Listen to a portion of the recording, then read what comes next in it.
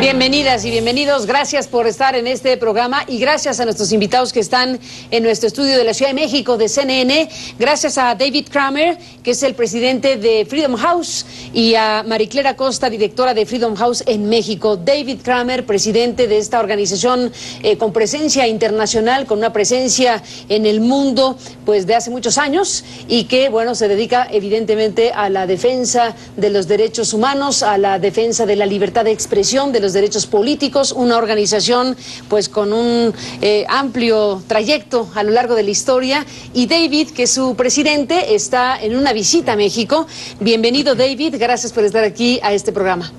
Thanks very much for having me. Gracias. Maricler, gracias por estar aquí, a los dos. Gracias, Carmen. Bueno, muchas cosas de las cuales podríamos hablar, David, pero me gustaría iniciar esta conversación siendo el presidente de esta organización a nivel mundial, pues con una radiografía, con una revisión general de cómo están los derechos de los ciudadanos, las libertades, la libre expresión a nivel internacional. ¿Dónde están los focos principales de preocupación y de atención de Freedom House?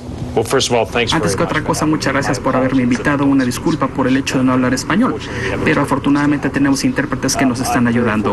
Es una gran fortuna el estar aquí en esa visita con miembros valiosos de Freedom House, incluyendo a Diana Negroponte, que aporta mucha experiencia a esta región, y quería yo reunirme con Maricler y su excelente equipo aquí en Freedom House en México, en un país en el que estamos haciendo un gran trabajo para ayudar a la libertad de expresión y la libertad de prensa aquí en México. Más globalmente, Freedom House es la organización más antigua en los Estados Unidos en lo que respecta a derechos humanos y democracia, y hemos estado haciendo una encuesta que se conoce como Libertad en el Mundo desde 1972, que evalúa los derechos políticos y las libertades civiles en todos los países del mundo. Durante los últimos 8 años hemos visto una reducción en lo que respecta a la libertad, lo cual significa que cada vez más países han registrado disminuciones en lo que respecta a libertades civiles y derechos políticos en lugar de avanzar.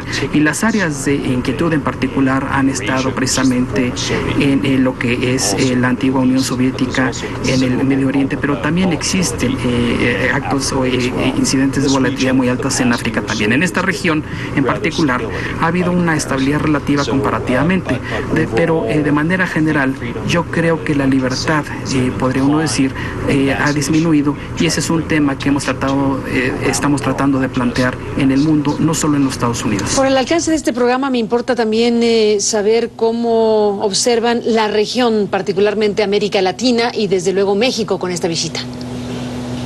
En esta región en particular nosotros lo que vemos es un gran avance en muchos lugares, pero también algunos desafíos importantes en algunos otros.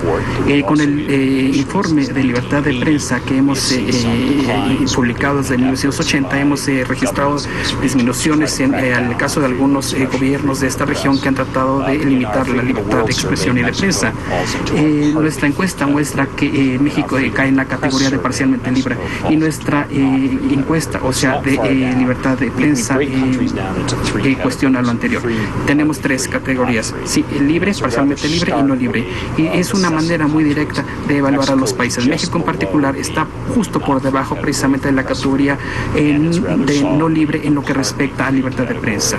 Y en lo que respecta a libertad mundial, sí está un poco arriba. De modo que esperamos ver que México registre avances en el área de libertad de prensa, de tal forma que pueda pasar de la categoría de no libre a la categoría parcialmente libre. Pero hay otros países como Ecuador, Venezuela, Nicaragua y Cuba, desde luego, en los que vemos muchos desafíos y problemas en estas áreas. David, México, sé que Freedom House, lo has dicho, tiene presencia en diferentes lugares del mundo, sedes en diferentes lugares del mundo. ¿Por qué una oficina en México? ¿Y por qué visita México el presidente de Freedom House en estos momentos? Nosotros abrimos oficinas de campo en aquellos lugares donde creemos que podemos hacer una diferencia y en donde existe interés y demanda en lo que respecta a presencia de nuestra organización. Esperamos forjar asociaciones públicas, privadas, en las que podamos trabajar con organizaciones locales, con la sociedad civil, y en México en particular estamos por esas razones, pero también pensamos que México es un país increíble y muy importante. A medida que vaya avanzando México en lo que respecta a libertad libertad de expresión, de prensa, libertades civiles, yo creo que eso va a tener un impacto en otros países en la región. Y México en particular puede convertirse en un modelo para otros países a seguir. También hemos tenido la fortuna de tener a María Clara Acosta con nosotros dirigiendo nuestra oficina, que es una mujer muy respetada como experto y bien conocida, y eso nos ayuda a establecer precisamente el contexto y hacer el networking que necesitamos aquí en este país con la comunidad de periodistas, con los defensores de derechos humanos, al igual que con el gobierno y con la comunidad internacional, y aportando, o sea, algo, todos ellos de manera junta. Freedom House ha hecho cosas maravillosas. Tenemos buenas relaciones con el gobierno aquí, tenemos buenas relaciones con los medios, tenemos buenas relaciones con la sociedad civil y la comunidad de los derechos humanos, y estamos aquí porque la gente quiere que estemos aquí, y en algunos lugares no siempre es así. Mencionaba yo fuera de cámara que hemos tenido malas experiencias en Egipto, por ejemplo, en Egipto, donde no hemos sido bienvenidos por el gobierno después de la revolución que tuvo lugar ahí, de modo que en México somos bienvenidos y apreciamos mucho la oportunidad de poder trabajar aquí y trabajar con personas locales tratando de mejorar la libertad de expresión y de David, prensa. Después de la pausa le preguntaré a Marie Claire sobre el caso mexicano con mayor amplitud, pero para cerrar esta parte de la conversación, Egipto, efectivamente Freedom House no tuvo una buena experiencia en Egipto en momentos definitivos para un país como este, de que ocurrió lo que ocurrió con la caída de un régimen a este momento. ¿Cuál es el panorama? En Egipto en particular la situación ha empeorado, no ha mejorado.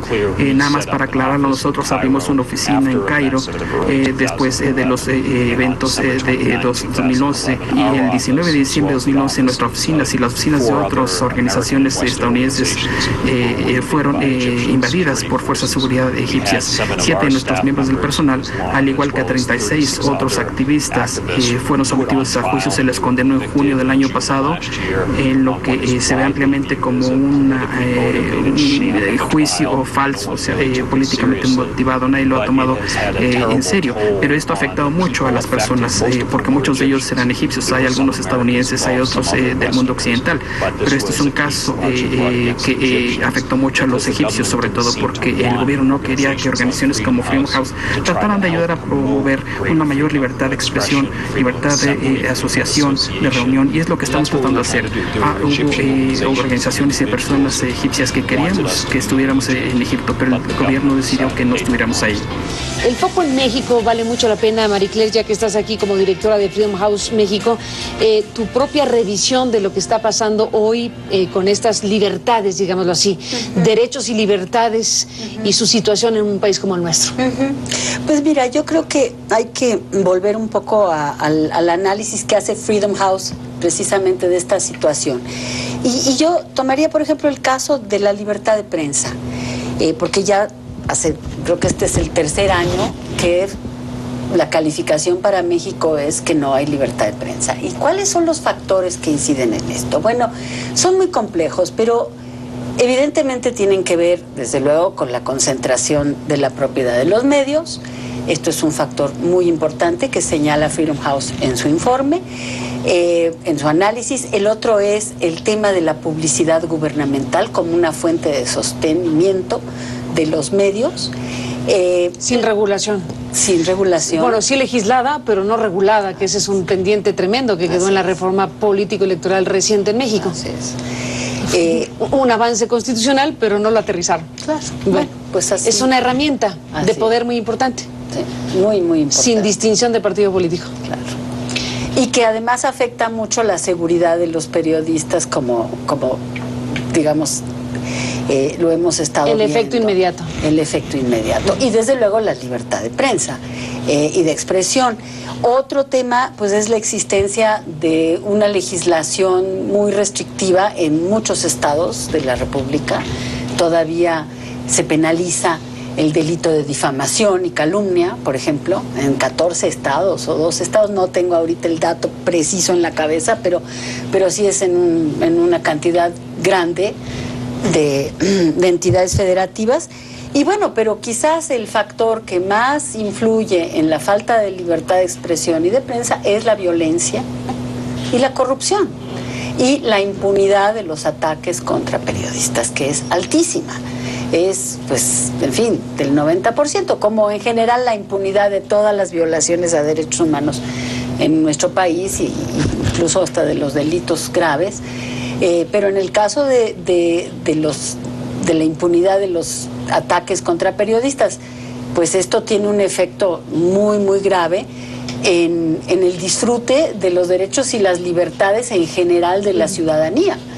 Porque si no hay una prensa libre no podemos hablar de una democracia, no podemos hablar de participación ciudadana y no podemos hablar de seguridad tampoco. Ayer hicimos una visita relámpago a la ciudad de Torreón, a donde tenemos proyectos. Nos recibió un colega muy querido, muy respetado, que es Javier Garza, que estuvo al frente de un periódico que sufrió muchos ataques, y él pues tuvo la gentileza de organizarnos una pequeña sesión con algunos periodistas que han sido directamente objeto de ataques. Y bueno, lo que te llama mucho la atención de todo lo que escuchamos es también pues el tema de cómo se empieza a manejar la información después de las agresiones y cómo empieza a implementarse la autocensura pues como un mecanismo elemental de sobrevivencia y todo el impacto que eso tiene sobre la comunidad y la sociedad en general. Entonces, cuando hablamos de ataques a un periodista, pues estamos hablando también obviamente de una violación muy grave a derechos individuales, pero también al derecho colectivo. Totalmente. De estar informados, ¿verdad? Estamos hablando entonces de un país como México, donde, acorde a la propia revisión de Freedom House, es un país donde no hay libertad de prensa. Abiertamente se dice de esa manera. Sí, es un país no libre. Un país no libre. ¿Hay rangos en la clasificación? ¿Hay más y menos libres? ¿Hay libres intermedios? ¿Cómo se mide la libertad? Claro. Bueno, Freedom House ha desarrollado una serie de indicadores muy precisos y además tiene una metodología muy seria y muy sólida para precisamente medir estos indicadores con expertos en los diferentes países. Y tiene 3 categorías, que era lo que explicaba David hace un rato cuando estábamos conversando. Países libres, países parcialmente libres y países no libres.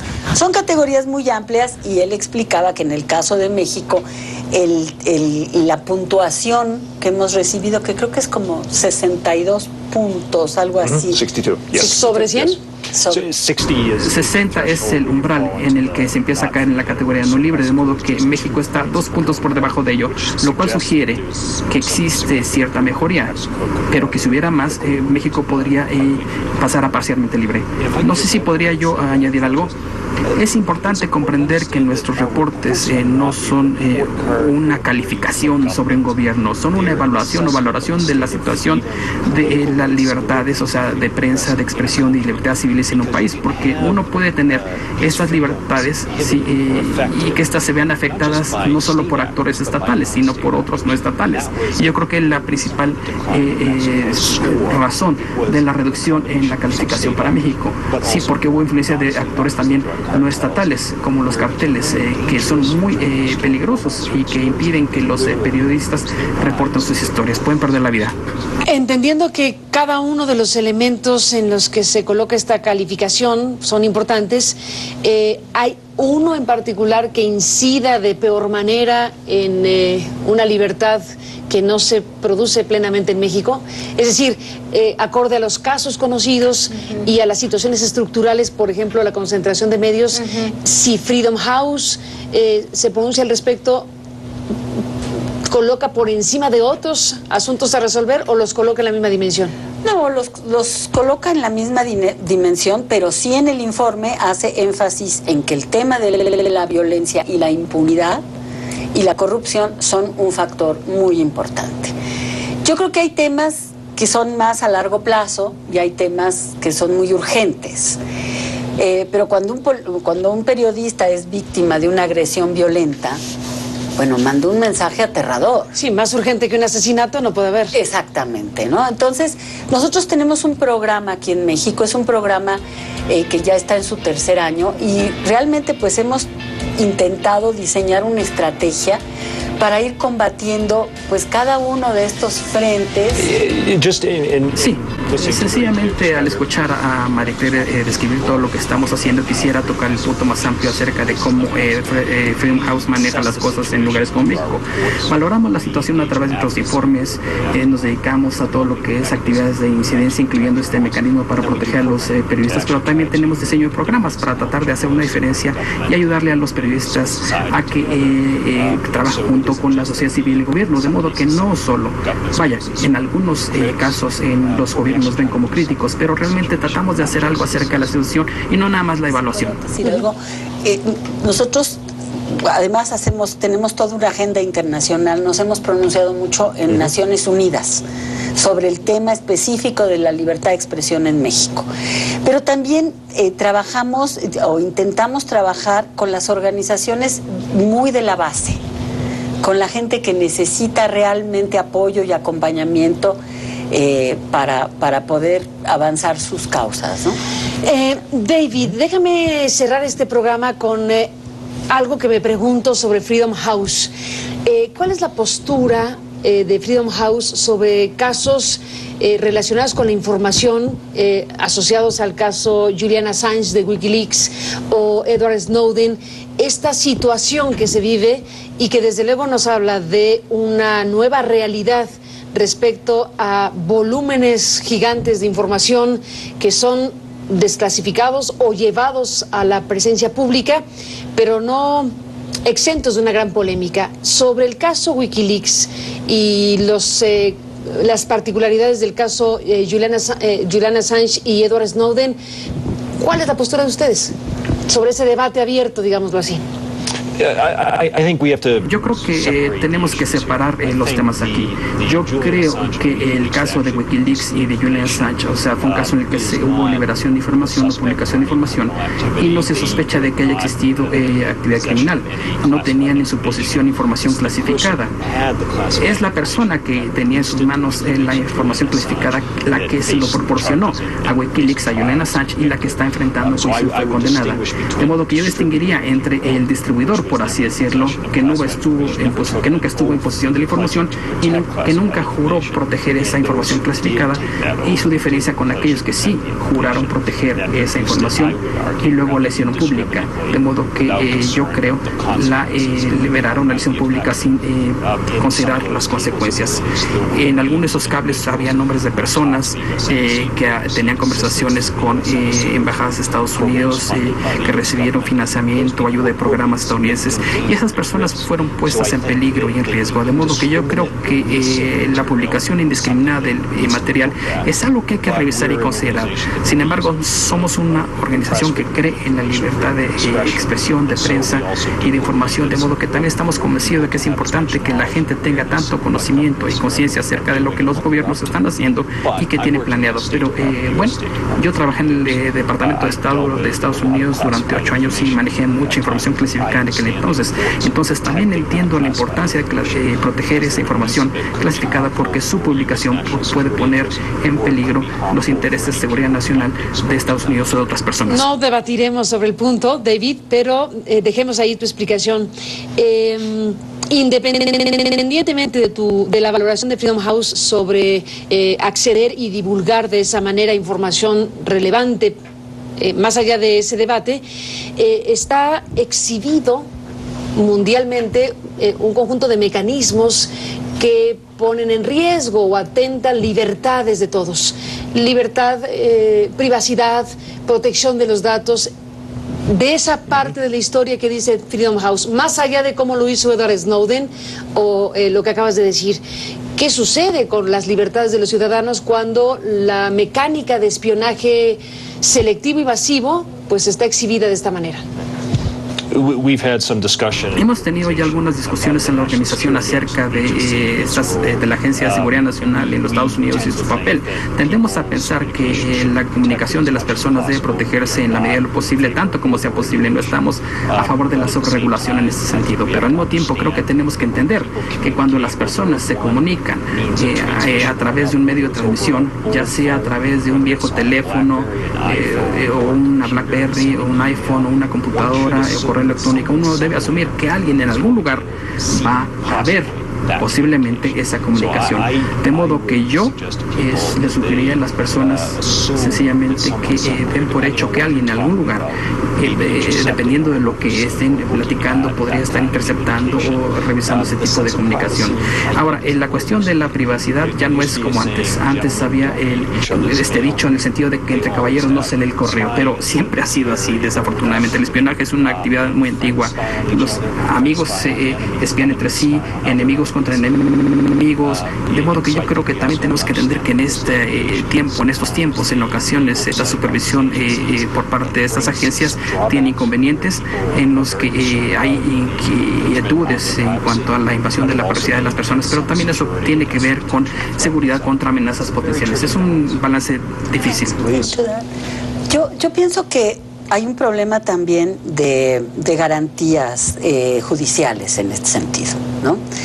Una de las cosas que a mí me preocupa, por ejemplo, de México es que, según esta reforma de las leyes de telecomunicaciones, se le da carta blanca a autoridades diversas, encargadas de la seguridad, de interceptar comunicaciones. Y yo me pregunto... Sin órdenes judiciales. Sin órdenes judiciales, exactamente. Entonces, eso es un tema muy importante. Muy delicado. Y muy delicado, y ahí es donde hay que insistir.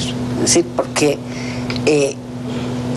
como dice David, hay que ser realistas, hay que entender que estas cosas suceden, pero hay que garantizar entender que suceda no significa que se justifique que suceda. Bueno, exacto, es el tema. Pero hay que garantizar el derecho a la privacidad y las garantías judiciales de las personas. Y ese es un punto muy importante. La supervisión es muy importante, de tal forma que las agencias no corren el riesgo de abusar de ese poder. Tienen poderes significativos en lo que respecta a monitorear las comunicaciones, pero también necesitamos procedimientos y políticas con regulación y supervisión para asegurarnos de que esa capacidad no sea objeto de abuso. Es un tema abierto del cual habremos de seguir platicando. David, Marie Claire, gracias a los dos por estar en este estudio de CNN y de esta conversación que hemos tenido en esta visita que haces a México. David como presidente de Freedom House y Marie Claire en su caso como directora en México de esta organización. Gracias a los dos y hasta la próxima, y gracias a usted que nos permitió acompañarle. Pásela bien, le esperamos mañana.